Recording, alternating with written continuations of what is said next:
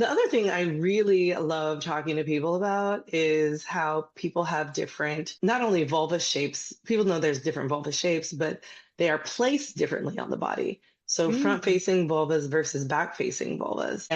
I think a lot of people don't realize this, maybe because they haven't come across a lot of vulvas in their life, or maybe because me as a sex researcher, I've come across many, many. And so I'm just have been paying hardcore attention.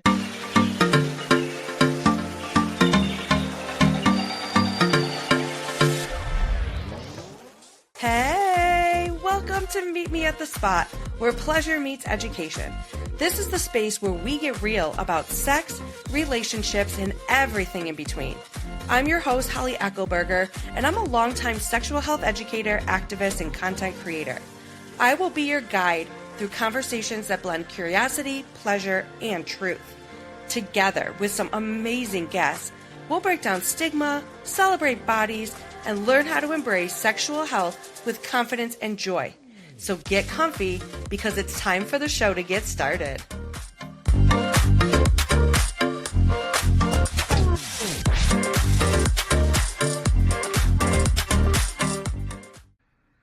Hello, everyone, and welcome back to another episode of Meet Me at the Spot, where pleasure meets education. I'm your host, Holly, and this week I had the pleasure of chatting with the one and only Marla Renee Stewart, who is a sexuality educator and sex coach, and she's going to share her journey into the field of sexual health and education.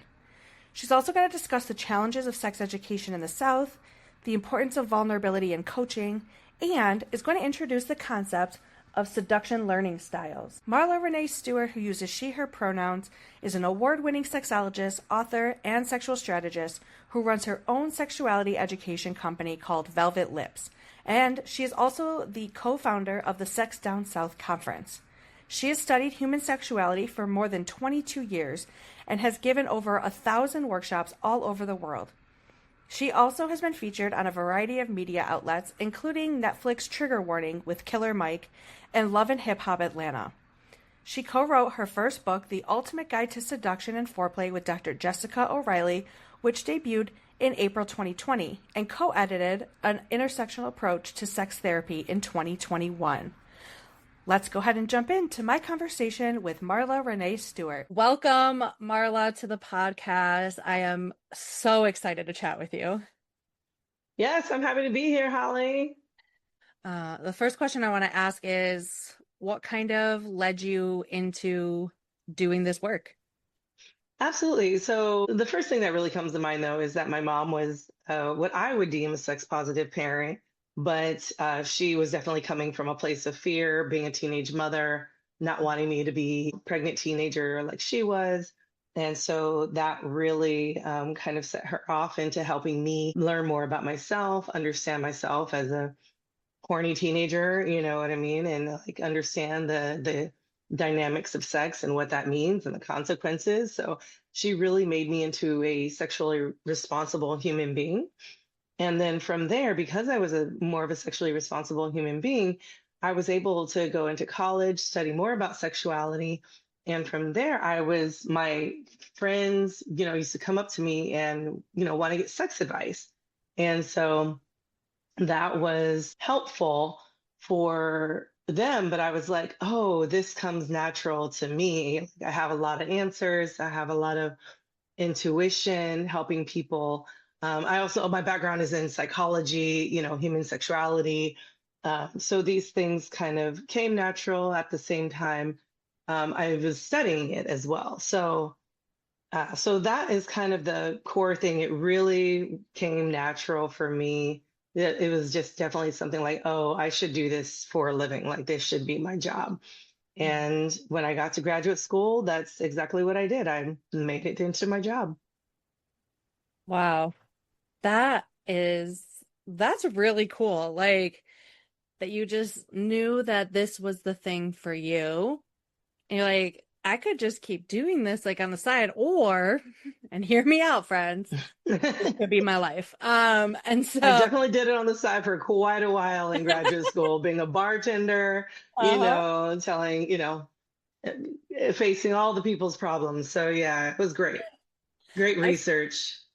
I feel like when you're a bartender, you learn so much about people. I bartended for a while and then when people find out like you're into like sexual health, they just want to ask you all of the questions. So what's weird about me is that people would tell me about their business when they had no idea who I was.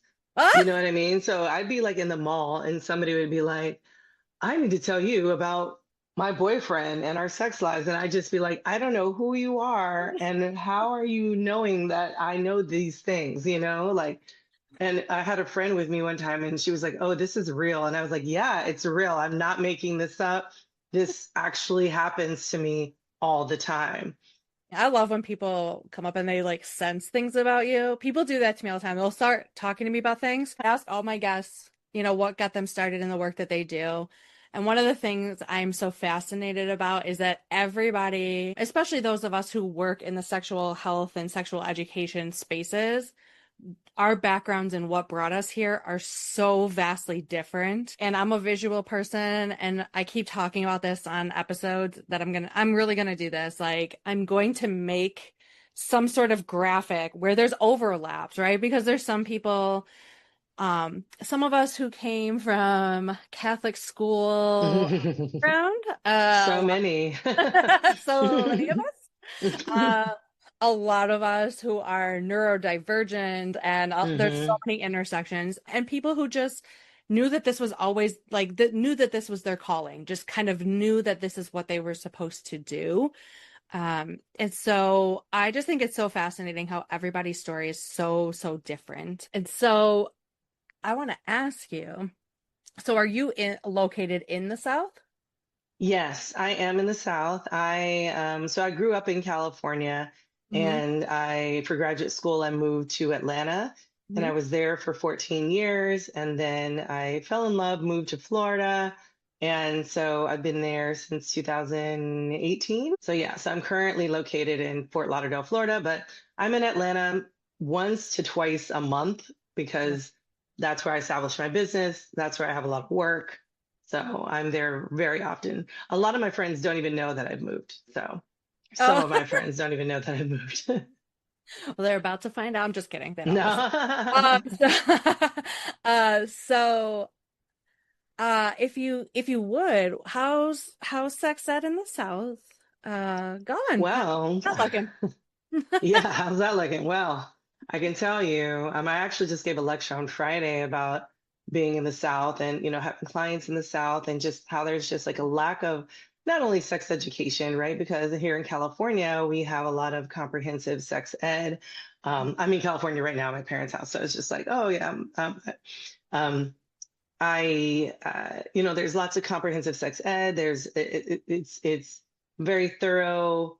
There might be some parts that might not be as thorough, but in the South, oof, we have abstinence only education. Mhm, So the sex educators are really in for a treat because they are just trying to re-educate adults constantly mhm, and coupled that with religious trauma, religiosity in general, the stereotypes or the gender identity tropes of the Southern belle, the Southern gentleman.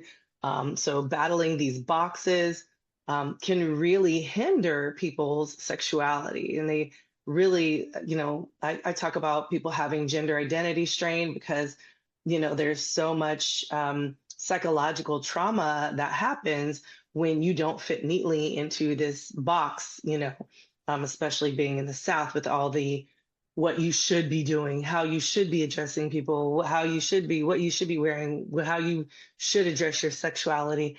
There's so many of these shoulds that people get um, bogged down by it, and so it can really cause some psychological distress. So in the South, we have some work to do, but it's really fascinating because the South has more freaks, I feel, than anywhere else in the country.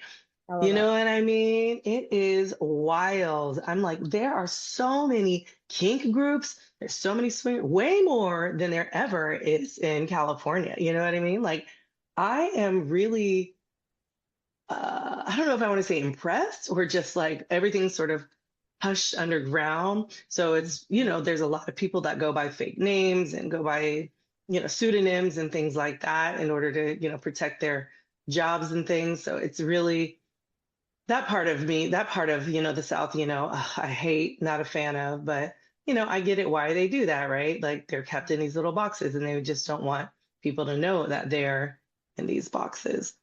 Um, but then you have people who are in like, New Orleans and Louisiana who are out and proud and Mm. swinging or non-monogamous or polyamorous. And so there is, hope for those people who are thinking that like, oh, I don't fit neatly into this box. Where can I go? But as far as in generality, there's a lot to struggle with in the South. Yeah, for sure. I felt bad laughing when you said freaks. It was not what I Yes. thought was coming out of your mouth. I thought it was going in a different direction. So when it did, I was like, that was so unexpected. In a good way, but I was also like, oh, that was a loud laugh reaction. But my head was It's not all thinking you were good. going there. No, it's so good. No, I think it's so important because there is such a high need for sex education at such a basic level. And I live in New York State and I have a lot of adults who are like, nobody ever talked to me about this stuff. And Mm, a lot of folks who are in like their 50s, 60s, and above who are widowed, getting divorced, and nobody taught them how to have sexual pleasure. And they're like, I don't mm. know what an orgasm feels like. It's like, no, no, I baby. literally have a client that I'm going back to on Thursday that hasn't had an orgasm since she was 16 years old. She is in her 40s. And Yeah. so I'm like, oh, so I'll be working with her, but I'm just like, this is so sad, right? Like, Yeah. I mean, I'm glad I have a job, but like at the same time, it's very depressing that we like there's a lot of people suffering out there, especially regarding, the orgasm gap and whatnot. Yeah, big time. So many people, and I'm like, no, oh, honey, I just want to help you so bad. Hmm. Like I just want to help you. And I think it's wonderful that folks like yourself exist in the world because so many people need to have a person that they can talk to because that's a vulnerable thing to talk about, right? Like, I mean, sex in general for a lot of people is very vulnerable to talk about, and to talk about like I haven't known this like level of pleasure. Mm, How do I do that? Right? Like that's such a huge thing to be able to say out loud to somebody and know that that person is going to be like, "Okay, let's talk about it. Like let's work through some strategies," right? Like hmm. so maybe like how I mean not specific to this example, but like walk through like if somebody is being like vulnerable. Like, how's that kind of look in a coaching type situation? Yeah, well, I think part of it is like the vulnerability really comes in the initial assessment for me. So really seeing how they're interacting with their lover, if they're, coming together with their lover in this, um, how they are expressing or being real with what is happening, if they are shutting down. You can spot that all in a video call. Um, and, with the level of vulnerability that it takes to move forward, I think that is the key there because a lot of people, they'll come to the initial assessment and maybe we don't vibe or maybe they don't like things or for whatever reason, or maybe it's like it's too deep, right? I had a couple where I was like, she is clearly abusing him. And I spoke about it. I was like, I, called her out on it. I said, that is abuse.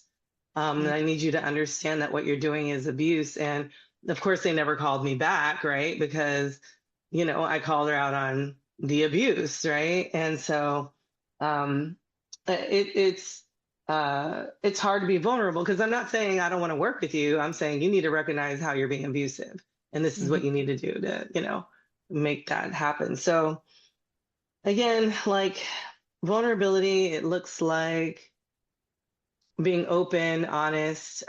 There's an exercise that I do that's in the book, The Ultimate Guide to Seduction and Foreplay, called Building Your Sexual Confidence.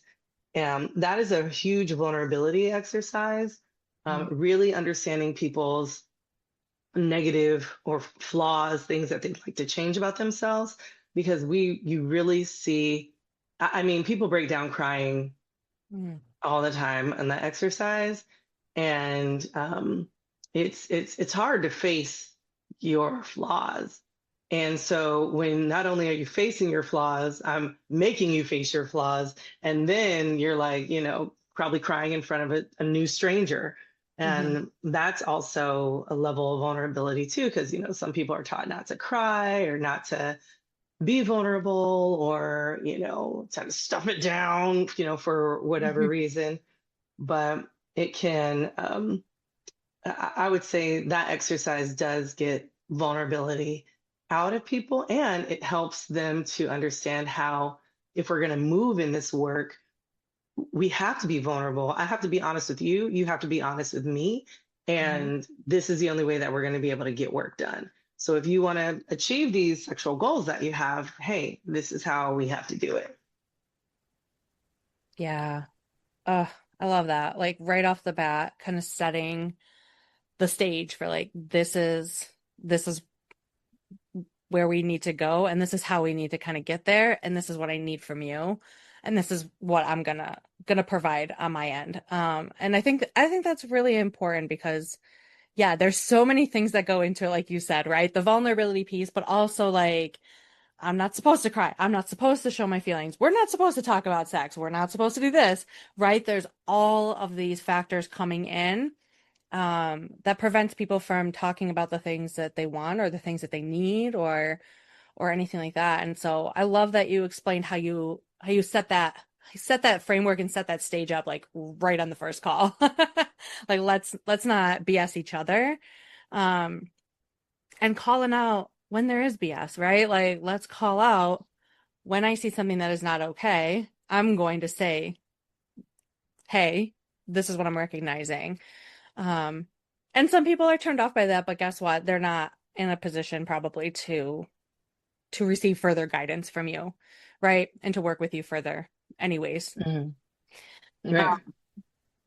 Yeah, that's so cool. I've always wanted to know. I have love like folks who do like the coaching aspect around this because it's something I have never once thought of myself ever wanting to do. Um, because so many amazing people do it and it's not me. And that's okay. Like I know where my lane is and it's not there. Right. I just have such a cool like admiration because I think so many people don't know that this exists, right? That there are people out there that you can talk to who are experts and who are experts in navigating you through these things. You don't have to wonder about these things. You don't have to, be in shame about like trying to find it on the internet and probably coming across advice that's not accurate, that's not Or rooted. depending on AI or whatever it Uh, is, you know what I mean, to give you the right answer. You're like, oh no, no, oh no, no. no, no, no, no. I I got so mad at AI the other day. I was taking my kid to the park. We had a little play date, and I was like, "Tell me about this park that my little play date we're meeting at." I was like, "Does this park have a splash pad?" And the AI is like, "Yeah, it has a splash pad." And so I bring my kid's bathing suit, and then we go to the park, and I'm like, "Well, where's the damn splash pad?" And they were like, "There's no splash pad here." And I was like, "Fucking Mm. AI, fucking AI." Do you have a little one? Because I do. He's 4. oh yeah, I have a 4-year-old too. So I can imagine that what you went through was a 4-year-old very excited to be in a splash pad to being not excited at He all. loves the swing, Oh, so good, good, luckily good. there was a swing. So Yes. Yes, at least there were other things. I know it's like, oh, nope, there's not that here. Sorry. But look at this. The nice thing about toddlers, they're very easy to kind of redirect. redirect. Oh my gosh, that's too funny. All right, I want to know a juicy question. I want to know, like, of all the things to talk about, like sex and sexuality, what is like your favorite kind of aspect to talk about or specific like little niche topic to talk about when it comes to sexual health? Oh, I can see it on your face. Oh yeah, absolutely. I have plenty of things to talk about.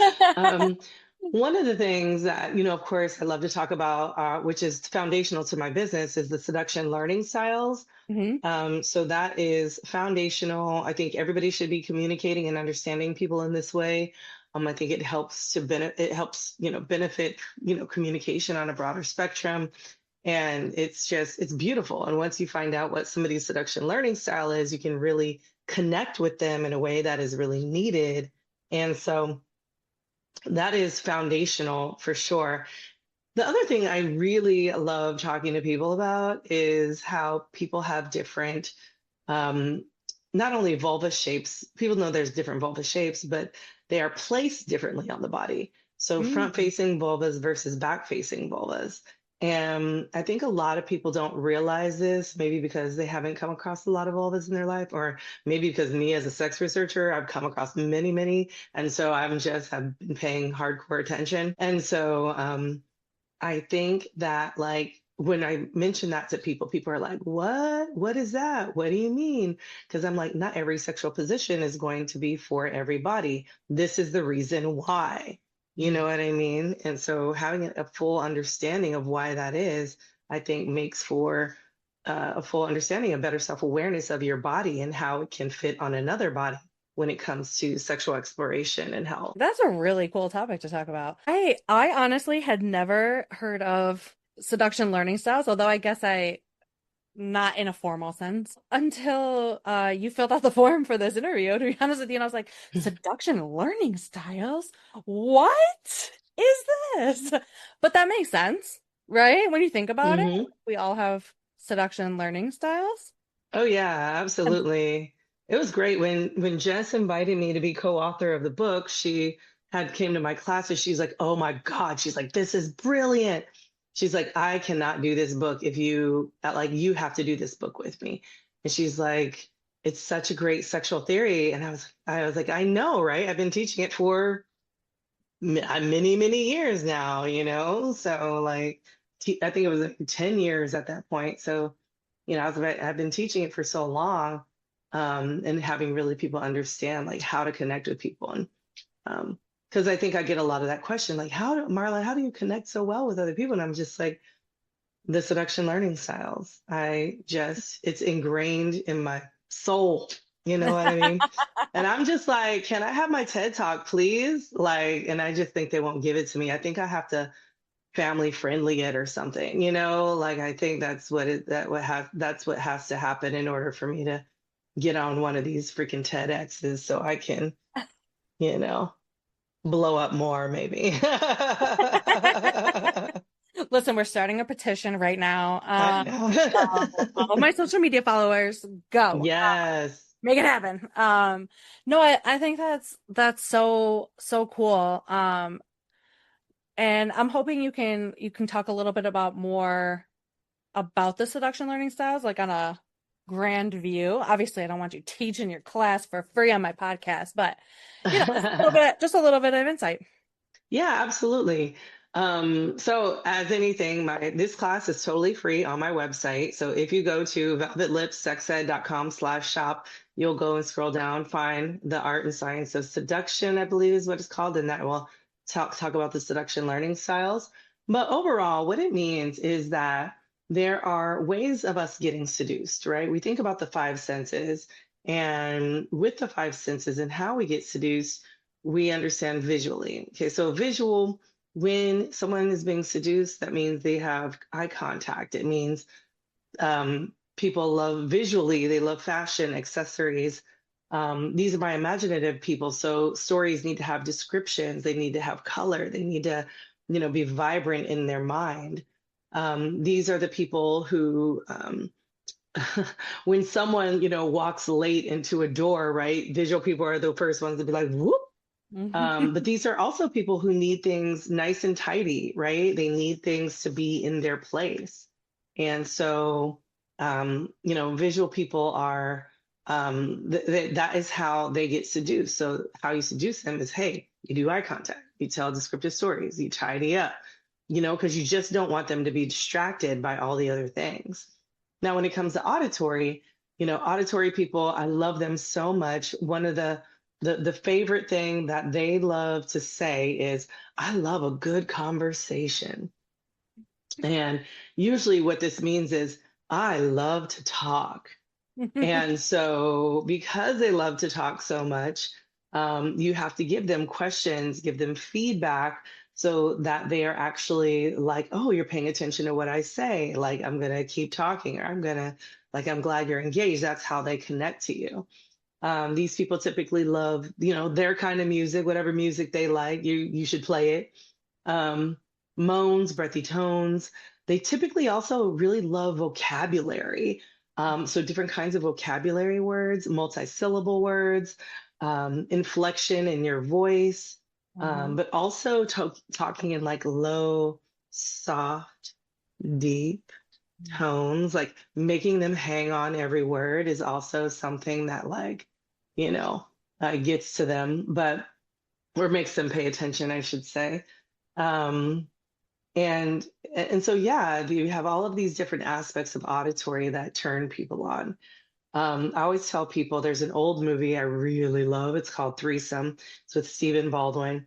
And in the movie, the woman she gets turned on by other people reading her the dictionary. And it's so hot and so amazing, but it reminds me a lot of like auditory people. Um, with tactile, which is seduction by touch, these are my people who love to touch, right? So you are using their hands or body parts to put on your body parts. You're using pressure, you're using light touches, you're doing variation in touch.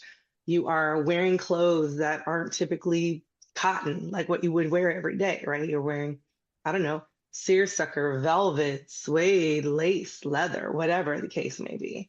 Um, but you want them to like come and touch you in that sense. These are my dancers. I usually say, people who love to dance are typically tactile. People who are people who love to I always say these are my athletes too, like people who love to move their bodies in certain ways, typically are tactile. Kinksters, a lot of times, super tactile. Mhm. Um, and so, and it's funny because I think there is quite a distinction between certain kinds of kinksters, and I can't wait to do this research. It's definitely there. It's on the back burner somewhere, but um, I'm like people who like love impact play, those kinds of things. That's like tactile. But then you have like the rope bondage people, and I would say, the people getting tied up, yeah, probably tactile, but the people tying them up, probably visual, you know. Mhm. Um, like thinking about all of these different kinds of kinky kinksters and kinky play, I'm so like interested on like who is what and how they navigate their kink. But that is far in the future. That's after my next two books. So so many big ideas here. Yeah. Um, but uh, but yeah, so that overall, there's that. And then, of course, you have gustatory seduction, seduction by taste, olfactory seduction, seduction by smell. And those are kind of the offset of, how to seduce. And those are kind of general, but for the most part, people are generally fall into the category of visual, auditory, or tactile. Or all three. As you Oh, were yeah. Oh, describing them, I yeah. was like, oh, Marla, I hope you can be more than one Oh, because yeah, you were absolutely. describing me this entire time.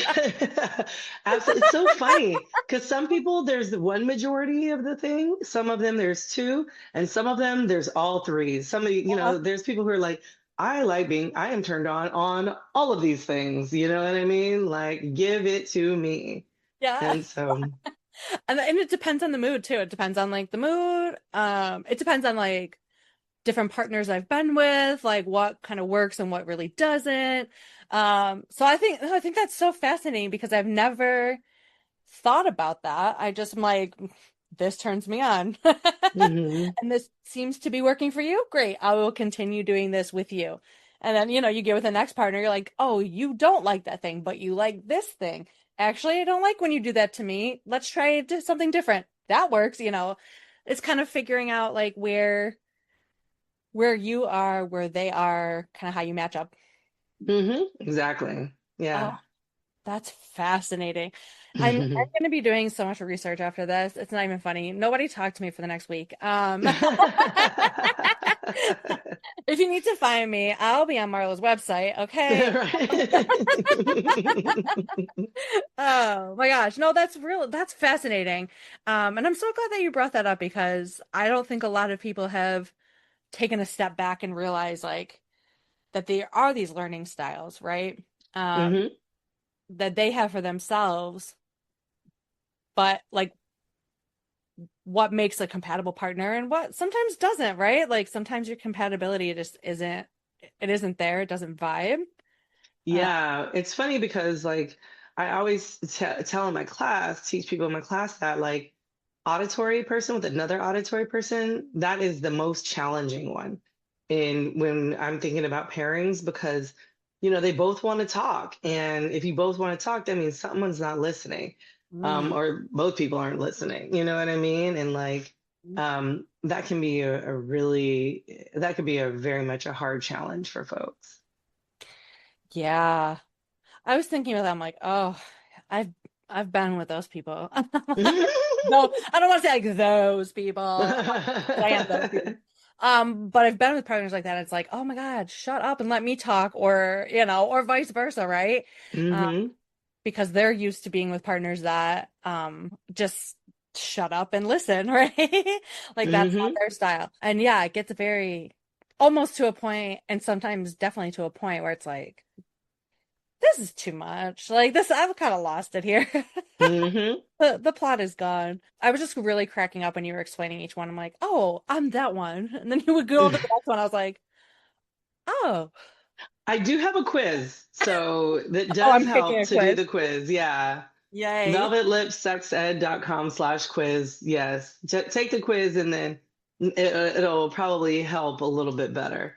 I think so. I think it will because I now I'm fascinated to know what it really is. You are such a fun person and I could literally just talk to you all day long. You just have such a presence where you're just very calming, but you also are like your presence alone creates this like safe space where people can just talk to you. It really is. Like you said in the beginning, this is the full circle moment. You are just naturally, it's just your vibe. Like, and that's amazing for this work and in the work that you do, especially being down in the South, is so, so important. And Thank so you. as we get ready to wrap up, what's one piece of advice that you would like to give to the listeners? Oh my gosh. My piece of advice is try everything at least 3 times. And if you don't like it, if you finally, at the third strike, you're like, I'm out of this, or, this particular erotic activity, come back to it in like 5 years because, your body changes, things change, and do the 3 strikes again. And if it's still the same, like, just keep trying it, keep doing it. Um, just because our bodies change, things change. I know I'm 45, so it's sort of like when thinking about my body changing or just thinking about when I was younger, right? I was like, my butt is for exit only. And then someone put a finger in my butt and I was like, Hmm. okay, well, let's talk about this. I need to redirect this. I need to change this up. So, like, I think that, we just need to think about our bodies and think about like trying things, being explorative and exploratory. And then also, because we know that variety, unpredictability are the things that keep us the most present. So having that curiosity is just clutch. So again, try everything 3 times and have the curiosity to change it up and find a new erotic activity, as often as you can.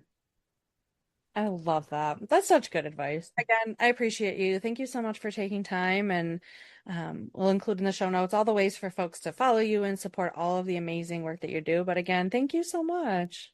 Thank you so much for having me, Holly. I appreciate it. This was fun. Yeah, I can't wait to listen to more of your podcast. So, yeah, thank you for having me on. absolutely.